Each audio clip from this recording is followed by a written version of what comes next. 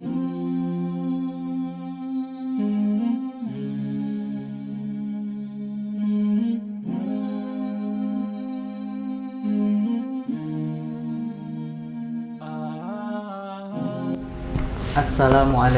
warahmatullahi wabarakatuh. Waalaikumsalam warahmatullahi wabarakatuh.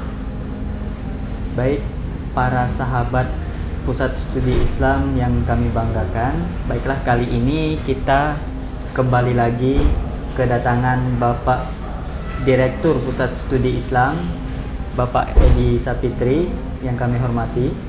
Sebelumnya saya ingin menyapa Bapak Edi dulu. Assalamualaikum Bapak. Waalaikumsalam warahmatullahi wabarakatuh.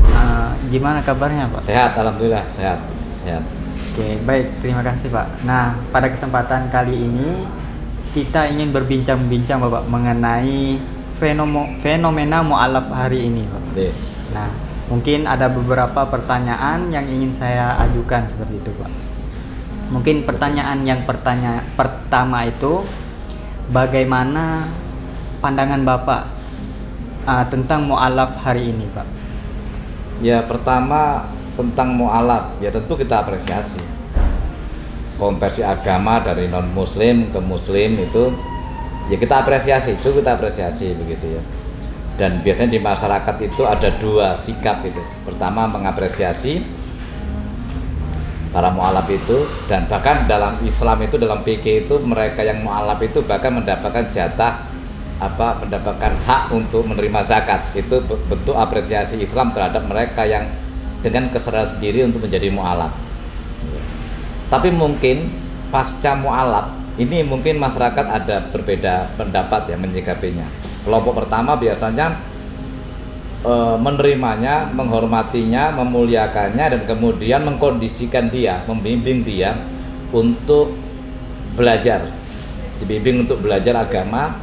Tujuannya itu agar lebih memahami, lebih meresapi agamanya, dan kemudian bisa mengamalkannya secara baik dan benar.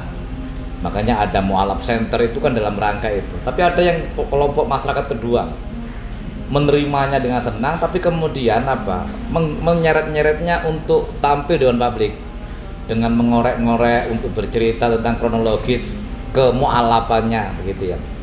Kemudian lama-lama diberi panggung begitu, dan kemudian berceramah, dan pada akhirnya ceramahnya bermasalah. Ini kan fenomena ini, kenapa mungkin tema ini muncul, karena ada fenomena mu'alaf yang baru mu'alaf kemudian terjun ke dunia dakwah, kan seperti itu. Sehingga muncullah kontroversial yang selama ini terutama di medsos itu. Gitu Mas. Ada pertanyaan lain? Lalu bagaimana pandangan Bapak terhadap mu'alaf yang berdakwah Pak? Ya, pertama begini ya, kalau kita amati itu para mu'alaf yang berdakwah itu selalu topiknya itu adalah bercerita tentang situasi dia ketika dalam kondisi non muslim, entah dari agama manapun begitu. Dia akan bercerita, ujung-ujungnya menjelek-jelekkan. Itu fenomenanya di situ. Kalau Anda perhatikan para mu'alaf itu yang sedang berceramah, biasanya itu bercerita tentang kejelekan agama lamanya, agama lawasnya, kemudian memuja-muja agama barunya. Nah, kemudian ketika bicara jarang sekali bicara agama, tapi ketika bicara agama salah, ngawur gitu. Banyak sekali kan ustadz-ustadz yang dari mu'alaf itu, bahkan ada yang konyol itu dengan bangganya bercerita bahwa menabrak anjing begitu. Kenapa ditabrak? Kalau kucing saya masih mikir, tapi kalau anjing saya tabrak saja itu karena najis. Ini kan konyol. Argumentasinya karena najis. Ya, kalau najis boleh dibunuh begitu, boleh ditabrak, berarti daging manusia itu kan najis, nggak boleh, haram gitu. Apa perlu dibunuh juga itu kan? Jadi logika hukumnya konyol. Ini fenomena ini kemudian menyebabkan kehadiran mereka kontroversial seperti itu. Ini yang kemudian harus kita kritisi. Ada kelompok-kelompok masyarakat yang memang sengaja senang sekali itu menanggap atau membuat mu'alaf ini berceloteh gitu, kemudian berbicara tentang sesuatu yang tidak mereka pahami, yang kemudian ini justru menjadi persoalan dalam internal agama Islam sendiri, internal umat Islam sendiri itu. Jadi kalau menurut saya, bagaimana sikap saya? Sikap saya sangat tidak setuju. Para mu'alaf ini harusnya, langkah yang harus dilakukan oleh para mu'alaf ini adalah belajar, bukan berdakwah gitu. Jadi orang baru mu'alaf memasuki agama barunya ya harus belajar sampai dia mengetahui, gitu loh. Seperti itu. Jadi bukan kemudian berdakwah. Dakwah itu butuh waktu lama, gitu loh. Karena dari mu'alaf ke langsung berdakwah, akhirnya bersalahan begitu, baca ayat berselemak gak karu-karuan, kemudian isinya cuma menjelek-jelekan agama yang lama, seperti itu. Oleh karenanya ini persoalan juga, akhirnya memunculkan persoalan. Saya mengapresiasi para mu'alaf itu, tapi ketika kemudian setelah jadi mu'alaf berceramah, ini yang saya tidak setuju, karena mudorotnya lebih banyak. Nah, selanjutnya Pak, lalu bagaimana seharusnya sikap seorang mu'alaf itu Pak? Ya, sebelum masuk ke sikap ya, biasanya itu kan kenapa mereka berceramah, berdakwah? Ya karena ada ruang diberikan oleh kelompok muslim yang senang sekali menanggap dia itu, memberikan dia panggung. Itu yang pertama. Yang apalagi dalilnya kemudian balighuani walau ayat, sampaikan dariku walaupun hanya satu ayat. Ini hadis dipahami salah kaprah. Saya akan coba ulas sedikit tentang hadis ini. Hadis ini dibaca sepotong. Balighu anni walau ayat, lanjutannya coba. Wa haddisu an bani Israila wala haraja. Wa man kadzaba alayya muta'ammidan falyatabawa maq'adahu minan nar. Apa artinya itu? Sampaikan dariku walau satu ayat. Dan sampaikan juga informasi tentang Bani Israel yang kamu terima, dan itu tidak apa-apa, tidak berdosa.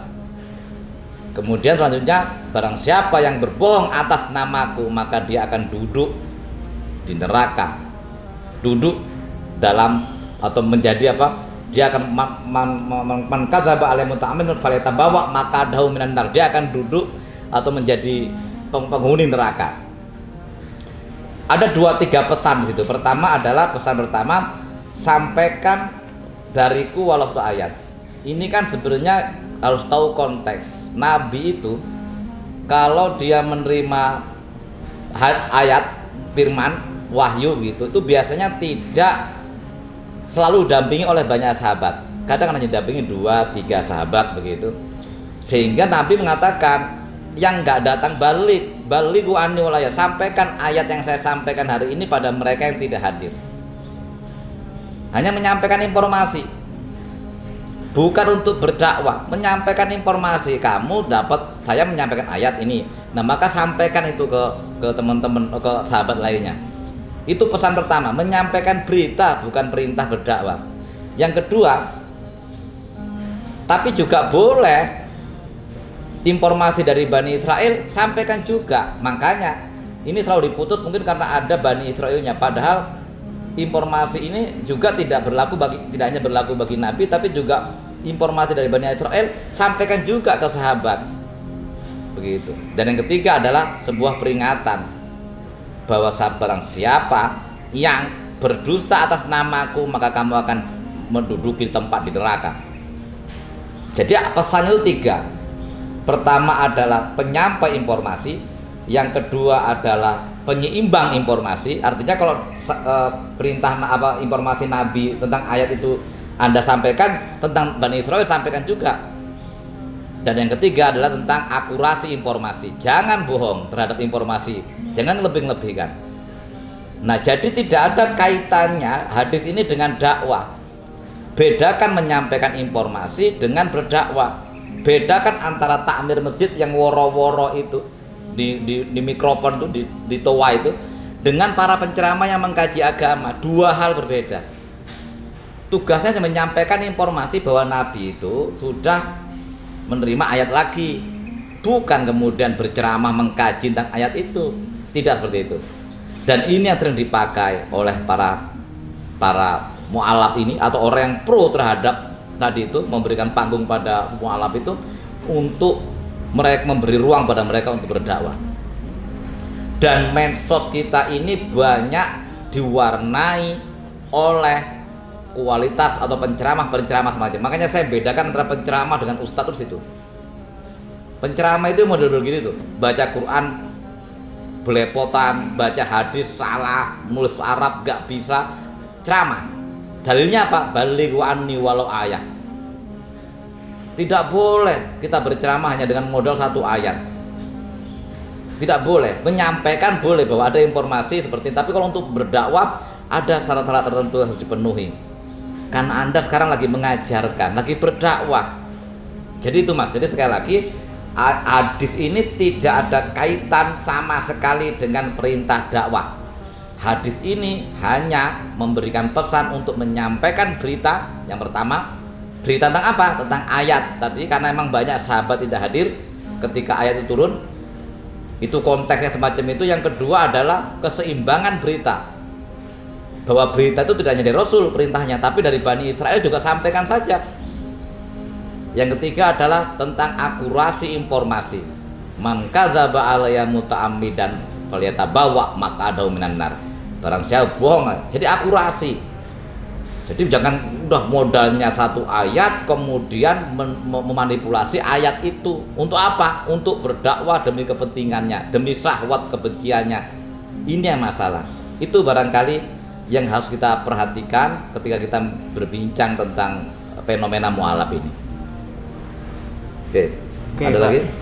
Mungkin terkait fenomena ini, lalu bagaimana sikap kita dalam menghadapi fenomena yang semacam ini?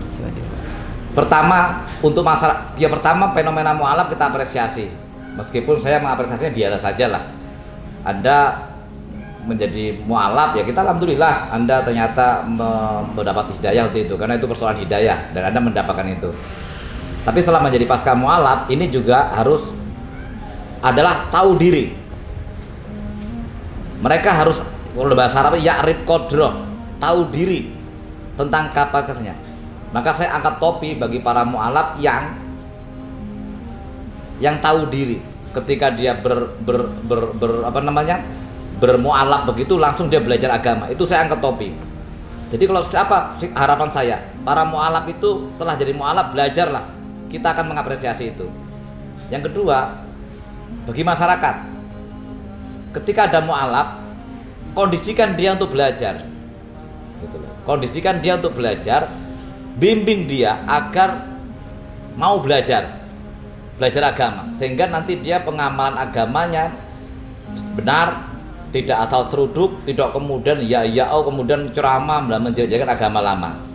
Tidak untungnya bagi kita umat Islam ini ketika dia menginformasikan tentang kejelekan agama lama, karena itu juga bukan ajaran Islam. Seperti itu. Jadi itu aja harapannya masyarakat terutama ya. Hindarilah, jangan kemudian ada orang mu'alaf diajak-ajak untuk ceramah. Bahkan mu'alaf yang baru masuk Islam itu dengan Anda mungkin pintar Anda kok suruh ceramah. Harus sudah dari situ. Itu barangkali harapan saya. Pertama, bagi para mu'alaf, tahu diri, tahu posisi. Ketika sedang mu'alaf, belajar agama. Jangan banyak bicara tentang agama, apalagi berdakwah. Perkuat dulu internal Anda sendiri. Bagi masyarakat, jangan juga memberi ruang mereka untuk berdakwah atau memberi panggung. Yang paling bagus adalah membimbing dia, mengarahkan kita untuk berdakwah. Itu saja barangkali Mas. Terima kasih Bapak atas sama-sama ilmu dan sharingnya hari ini. Pada kesempatan kali ini, sekali lagi kami ucapkan terima kasih Bapak. Sama-sama. Baik, mungkin cukup sekian sharing kita pada kesempatan kali ini. Saya akhiri. Wassalamualaikum warahmatullahi wabarakatuh. Waalaikumsalam warahmatullahi wabarakatuh.